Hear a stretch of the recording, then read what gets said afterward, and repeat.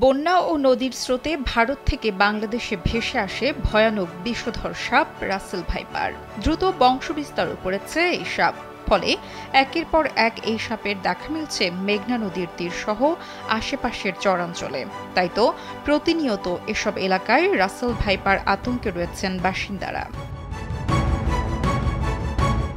প্রায় এক দশক আগেও রাসেল ভাইপারের অস্তিত্ব সম্পর্কে খুব বেশি জানত না মানুষ, কিন্তু সম্প্রতি দেশের বিভিন্ন অঞ্চলে এটি ছড়িয়ে পড়ে, বিশেষ করে পদ্মা, মেঘনা ও যমুনা নদীর চরাঞ্চলে।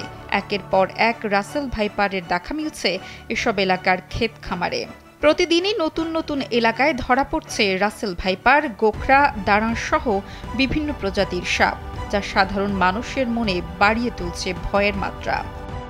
এখন আমরা ধান কাটতে খুবই আতঙ্কের মধ্যে আছি। এখানে প্রায় অনেক সময় শুনছি, এখন বর্তমানে নিজ চোখে দেখছি এবং একটি বিষাক্ত সাপ রাসেল ভাইপার আমরা মারছি। কিছু ধান কাটার পরে আমরা পোজা বান্ধার পরে যে ধানের পাজা, আমরা যে পাজা থুই ধানের, এই পাজা আলগানোর পরে আমি ওই সাপের লেজ দেখতে পাই। লেজ দেখার পরে আমরা মনে করছিলাম যে অন্য ধরনের সাপ, কিন্তু এই সাপ যখন ওই ধানের পাজা আমরা উল্টার পরে দেখি এই রাসেল ভাইপার। আমরা ভয় পাইতেছি যে ধান খেতে কিভাবে ধান কাটবো, আমরা ভয়ে ধান কাটতে যাইতেছি না। ইতোমধ্যে দেশের বিভিন্ন এলাকায় ফসলের ক্ষেতে কাজ করার সময় রাসেল ভাইপারের আক্রমণে বেশ কয়েকজনের মৃত্যুর খবরও পাওয়া গেছে। ফলে ক্ষেতে ধান কাটার জন্য পাওয়া যাচ্ছে না কোনো শ্রমিক। 17 মে উপজেলার বোরচরে কৃষক সুমন ব্যাপারী তার জমিতে ধান কাটতে গিয়ে রাসেল ভাইপার দেখতে পায়। সবাই মিলে সাপটিকে মেরে ফেললেও আতঙ্কে ধান কাটতে ভয় পাচ্ছেন তারা। এর আগে ফেব্রুয়ারি মাসে গফুর বাদশার ক্ষেতেও দেখা মিলেছিল দুটি রাসেল ভাইপার।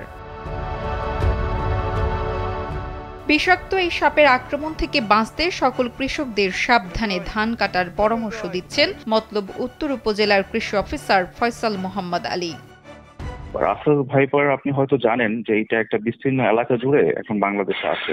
এটার মধ্যে আপনার ঢাকা, মুন্সিগঞ্জ পড়েছে, চাঁদপুর পড়েছে, শরীয়তপুর পড়েছে, মাদারীপুর পড়েছে, আপনার ওইদিকে আরো কিছু জেলা এটার অন্তর্গত হয়ে গেছে।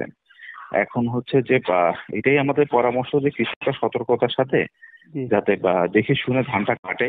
আর যেখানে কম্বাইন্ড হারভেস্টারের ফেসিলিটি আছে, আমাদের উপজেলায় কিন্তু কম্বাইন্ড হারভেস্টার দিয়ে ধান কাটতেছে।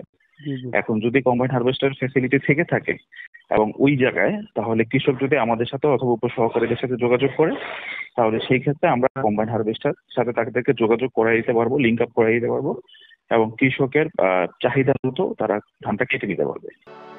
মতলব উত্তরের আবাসিক মেডিকেল অফিসার ডাক্তার হাসিবুল ইসলাম বলেন, অন্যান্য সাপের তুলনায় এই সাপের বংশ বিস্তারের হার বেশি। অন্য সাপ ডিম পারলেও রাসেল ভাইপার সরাসরি বাচ্চা দেয়, তাই এর সংখ্যা বাড়তে সময় লাগছে কম।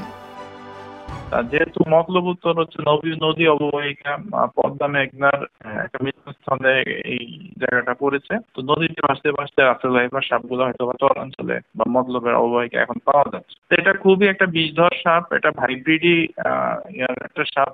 এটার আচরণ খুবই অসহিষ্ণু এবং এটার দাঁতগুলা বাহিরে থাকে এবং এদের যে বিষটা তৈরি হয়, এই বিষটা রক্ত আসলে ভেঙে ফেলে, হেমোলাইসিস করে এবং মানুষ খুব তাড়াতাড়ি মৃত্যুর দিকে ধাবিত হয়।